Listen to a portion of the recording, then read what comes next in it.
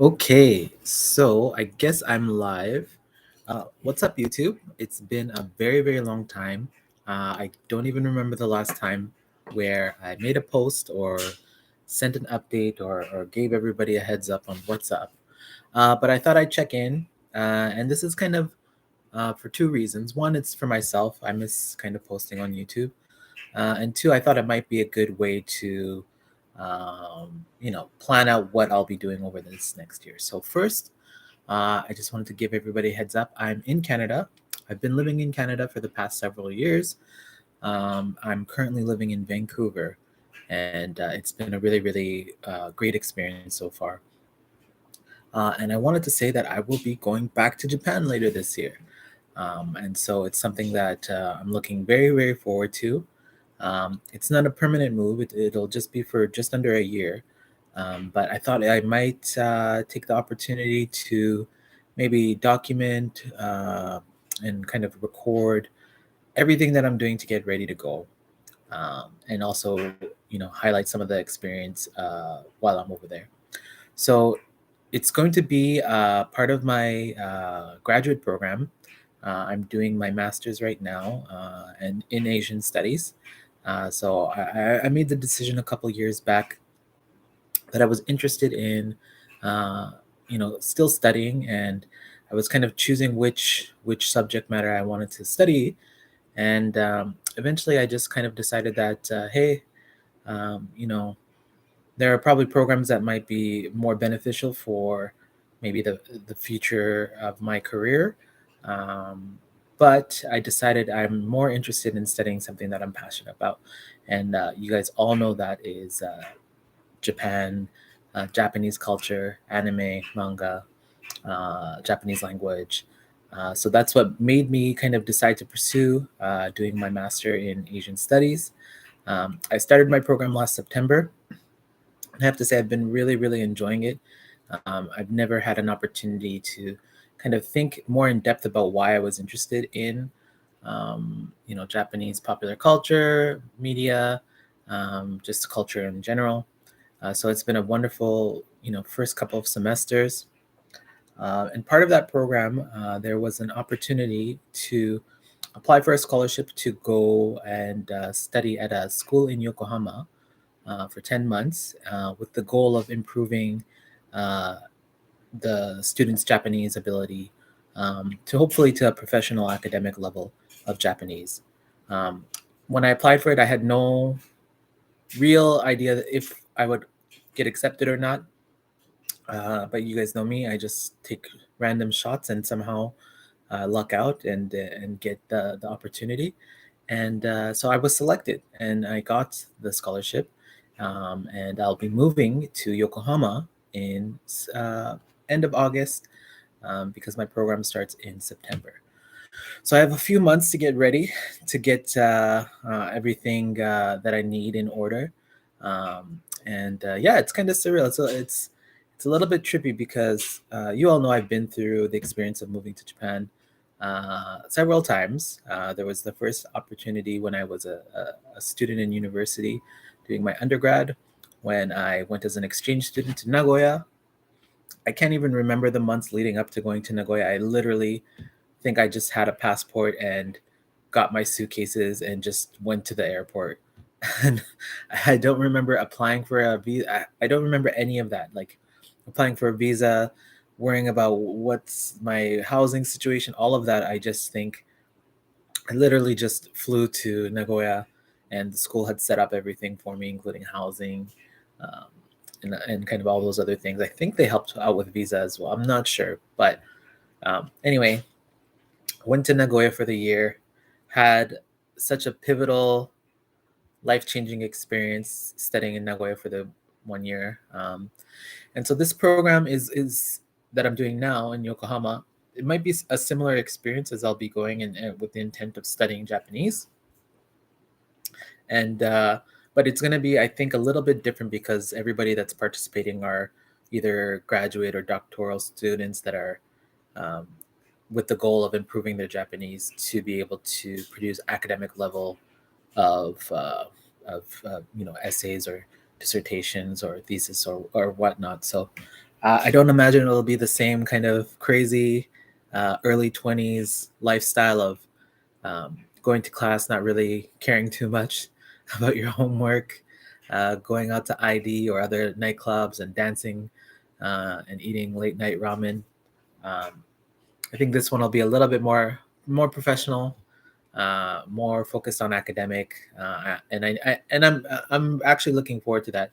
I'm gonna be 35 this year, so I'm no longer the kind of young, stay out all night type of person that I might have been back in my early 20s. I'm the type of person now that goes to bed as early as possible to make sure that I get enough sleep so I can be at my best for work and school and whatnot. So it's going to be a different type of experience compared to my Nagoya year.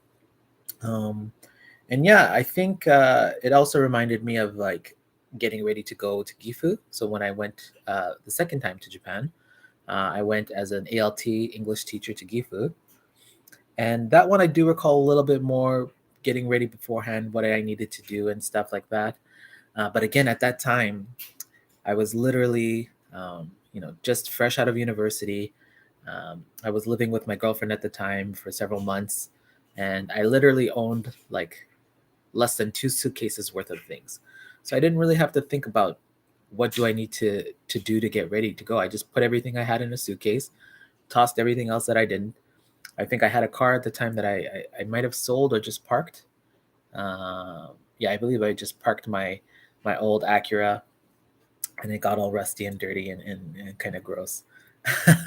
um, but yeah, so this time it's a little bit different of a preparation. There's a lot more that I have to do to prepare, specifically because I have accumulated lots of things over the past several years, as an adult typically does.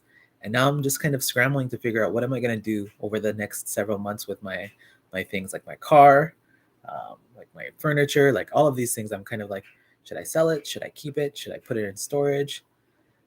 And I have no idea what I'm going to do so far. So I'm just going to kind of work through that. Maybe give some updates on what I find as good options for those of you who might be planning on going to Japan temporarily, maybe for a year. So I might give some updates on those things as well. And The third time that I made a big move was actually from Gifu to Sapporo. So that's when I got my externship program through the Alberta Abroad program, where I was placed in the Hokkaido government in Sapporo, which I have to say was one of my favorite years of my life. I think that experience, the people I met, the daily life in Sapporo, I can't say how wonderful of an experience it was. I really wish I documented it more. I think I kind of fell off the YouTube, kind of documenting what I was going through. But I kind of wish I had documented life in Sapporo a lot more. I know I made a couple of videos kind of explaining what my job was like, working for the government, working with the curling athletes in the Hokkaido Curling Academy. But the day to day life in Sapporo was really great. I just remember, I had good steady income. I had lots of local places that I loved to go eat. I had a really good tight knit group of friends that I could see every day after work or on the weekends, and also the athletes and the coach from the curling academy. Um, just really wonderful people, and I had such a good time. And that was such a good experience. And I think that also helped shape the person that I am today. So this time I'll be going graduate student life in Japan, studying Japanese, and I'm gonna be honest, I'm really kind of nervous about that too because I haven't actually studied Japanese seriously for several years, which is kind of making me question where am I at in terms of my ability. I think everyday conversation with friends, I'm comfortable, I feel okay. I'm not speaking perfectly or using Keigo or anything like that. But the idea of reading academic documents or having to write an academic document in Japanese, I just can't imagine getting to that level. But I enjoy the challenge because I think for me personally, I've always wanted to master Japanese and get to that level. And so I think this experience will provide it to me. I'm just not sure if the 10-month long length of the program will get me to that level, but hopefully it does. I have taken some Japanese courses. I have been auditing some Japanese language courses at the university where I work in Vancouver. So I can see that I still have the ability, but I definitely need like time to study. I think studying language is something that is not like taking a course where you just read over the weekend and show up to your class and be ready for the class, or take time off to write your essay. A week before the essay is due. I think studying language is something you have to do every single day. Every day you have to dedicate time, 2-3 hours to studying if you really want to get to where you need to be. So that's gonna be what this experience will be. I think I'll have my Japanese instruct classes throughout the day, and I think a lot of the my free time will be kind of devoted on just drilling kanji, drilling vocabulary, everything as much as I can. I'm really looking forward to that because one thing I recognized when I was taking Japanese while I'm working full time right now was I just didn't have the time to do my homework. I didn't have the time to study as much as I would love to. I would cram before the tests and I would survive. I would do okay, but it's really about, I'm not really interested about getting marks for a test. I'm really about retention and like my ability to use it. So yeah, that's what the objective is this time around, is to really focus on getting my Japanese to where it needs to be. So I'll hopefully be posting some videos about that as well, maybe answering some questions, and doing my best to kind of, I really do want to kind of document my experience because um, I think it would be worthwhile, especially for myself, to kind of look back at things, especially with how I feel about my time in Sapporo and Gifu. I didn't make enough videos, so I hope to do that. Maybe I'll stream as well. I might stream, and ever since I stopped making YouTube videos, Twitch and YouTube streaming has become such a huge thing, and it might be fun to kind of just have streams going where I'm playing some games that I'm just relaxing and kind of connecting with you guys as well. Thank you to all those who still comment and connect with me and send me messages on Instagram. That's really cool to know that people still uh, have had some good experiences with the videos that I've posted in the past. But let's see what I can do this time around. Fourth chapter in Japan. Can you see? Yeah, I'm not even sure how to like navigate anything here. I can see that there's a few people there.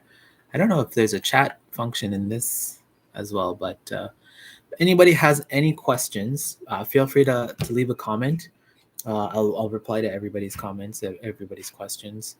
And then you can also make some suggestions of things that you want to see based on this experience that I'm about to go through. If you have specific questions or things that you would like to like learn about through my own experiences, I'd be very, very happy to kind of share that and make videos for that. So if you have any ideas for videos that you'd like to see, post it in the comments below. And yeah, thank you all so much. This is Yobi One checking in, and I look forward to seeing you guys again. Cheers.